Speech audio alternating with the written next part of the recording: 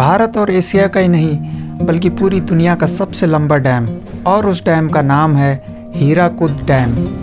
यह बांध मानव निर्मित विश्व का सबसे लंबा बांध है, जो है अपने देश भारत में। जानते हैं हीराकुद डैम का पूरा इतिहास विस्तार से, आइए तमाशा देखते हैं।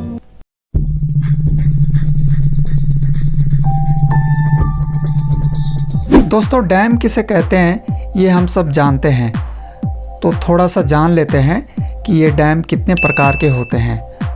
डैम कई प्रकार के होते हैं, लेकिन जैसे कि हम बात कर रहे हैं आज हीराकुद डैम की, जो कि एक ग्रेविटी डैम है, तो जानते हैं ग्रेविटी डैम के बारे में। ग्रेविटी डैम बनाया जाता है ठोस मलबे और चिनाई से, यानी कंक्रीट से। इसमें कंक्रीट का इस्तेमाल होता है बहुत ज़्यादा, जिसे बनाने में काफ़ी खर्चा आता है और डैमों के मुकाबले।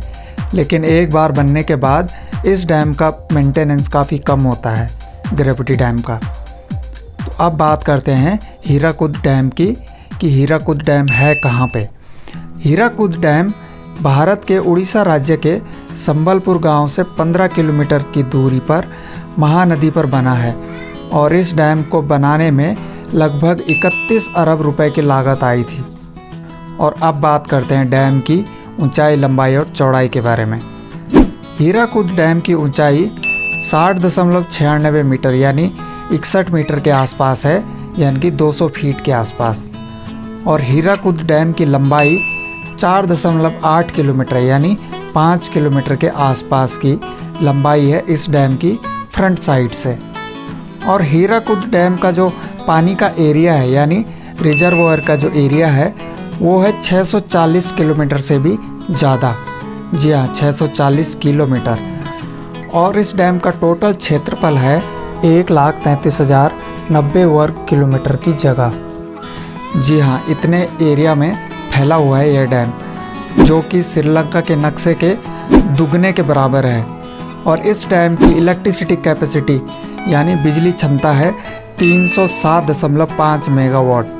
बिजली तो ये डैम काफ़ी कम प्रोड्यूस करता है, लेकिन ये डैम बनाया गया है स्पेशली बाढ़ नियंत्रण के लिए। दोस्तों, अब जानते हैं इस डैम की हिस्ट्री के बारे में, यानी कि ये डैम कैसे और कब बना। डैम बनाने का विचार पहली बार आज़ादी से पहले 1937 को सर एम विश्वेश्वराय को आया था, लेकिन निर्माण कार्य शुरू नहीं हो पाया उस टाइम। उस समय बाढ़ की बहुत बड़ी समस्या थी। इसी से निपटने के लिए फिर 1945 में डॉक्टर भीमराव अंबेडकर की अध्यक्षता में महानदी के ऊपर एक डैम बनाने का निर्णय लिया गया, लेकिन किसी कारणवश यह प्रोजेक्ट फिर आगे नहीं बढ़ पाया। और फिर देश आज़ाद होने के बाद 12 अप्रैल सन 1948 में केंद्रीय जल संस्थान और सिंचाई विभाग ने डैम का कार्य शुरू करने का निर्णय लिया, और भारत के प्रथम प्रधानमंत्री श्री जवाहरलाल नेहरू ने डैम का शिलान्यास किया, यानी डैम का कार्य शुरू हुआ। डैम की तकनीकी सहायता के लिए 1952 में मजूमदार कमेटी का गठन हुआ, और डैम 1953 में बनकर तैयार हुआ। लेकिन 1957 से डैम ने पूरी तरह काम करना शुरू किया था, और 13 जनवरी 1957 को श्री जवाहरलाल नेहरू द्वारा इस डैम का उद्घाटन किया गया। यह डैम लगभग 9 साल में बनकर तैयार हुआ। अब जानते हैं थोड़ा सा और हिस्ट्री। हीराकुद डैम की हिस्ट्री थोड़ा सा अलग है, यानी कि थोड़ी सी दर्दनाक है। जानते हैं कैसे। इस डैम के निर्माण के दौरान लगभग 1.5 लाख लोग प्रभावित हुए, और लगभग 20 से 22 हज़ार परिवारों को विस्थापित किया गया, यानी दूसरी जगह शिफ्ट किया गया। एक रिपोर्ट के मुताबिक करीब 8.1 अरब रुपए का मुआवजे के लिए भुगतान करना था सरकार ने लोगों को, लेकिन भुगतान किया गया सिर्फ 2.8 अरब रुपए। और 1956 में लोगों को उनके घरों से निकाला गया। कम मुआवजे के कारण स्थानीय लोगों का जीना बेहाल हो गया था उस टाइम पे। यहाँ तक कि लोगों के घरों में चूल्हे जलने तक बंद हो गए थे। और डैम की वजह से 200 से ज़्यादा मंदिर डैम के पानी में समाये हुए हैं। गर्मियों में जब पानी कम होता है तो ये मंदिर कुछ हद तक दिखाई देते हैं। कहा जाता है कि यहाँ मंदिर के साथ साथ कई खजाने भी डूबे हुए हैं। यही नहीं, 9 फरवरी सन 2014 को एक घटना भी घटित हुई। 150 लोगों का एक ग्रुप मोटर बोट से हीराकुद झील में दुर्घटनाग्रस्त हुआ, जिसमें 31 लोगों की जानें गईं।